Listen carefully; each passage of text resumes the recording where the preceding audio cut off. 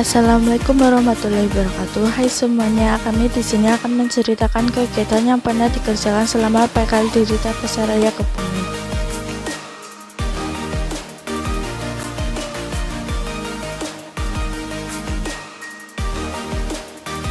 Display buah impor maupun lokal.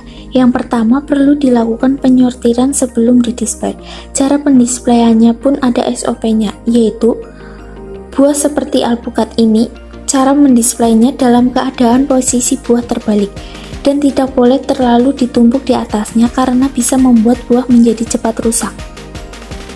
Mendisplay droppingan buah impor.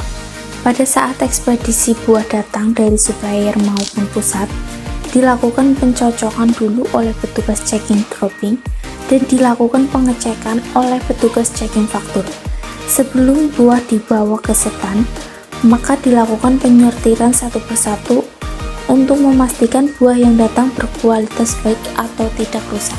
Mendisplay bumbu dapur. Mendisplay bumbu dapur serai biasanya sebelum serai dibawa ke stand, dibersihkan setiap ruasnya dan dipotong pada bagian daun, kemudian diikat agar terlihat lebih rapi dan dipasang label harga.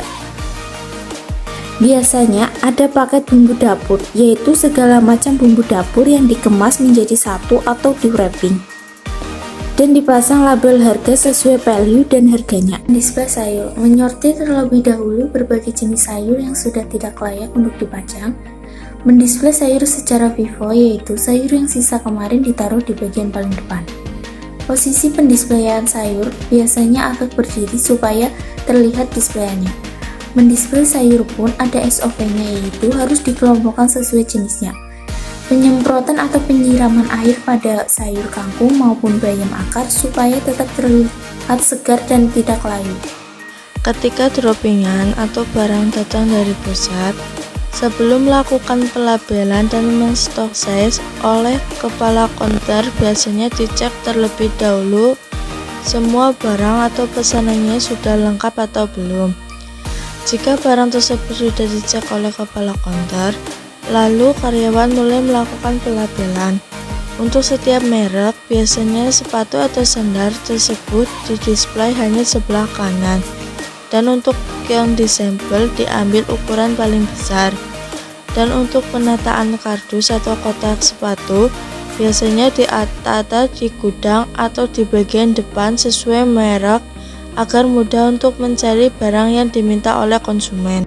Untuk pendisplayan sepatu, biasanya sesuai dengan jenis atau merek dan ukurannya dan dikelompokkan sesuai warnanya.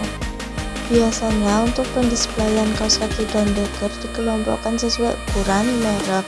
Untuk harganya biasanya dengan label. Sejarah singkat berdirinya Rita Pasaraya. PT Rita Retail Indo merupakan perusahaan keluarga yang sudah berdiri sejak tahun 1982. Perusahaan ini pada awalnya hanya warung biasa yang didirikan oleh sepasang warga negara Cina asli yang datang ke Indonesia. Beliau Bapak Buntoro sendiri yang merupakan Presiden PT Rita Retail Indo.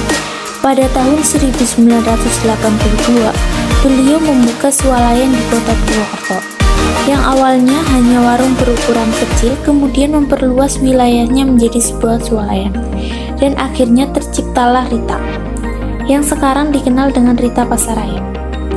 Rita Mall, pusat perbelanjaan modern yang berdiri di sejumlah kota di Jawa Tengah, menjadi ikon kerajaan bisnis Buntoro.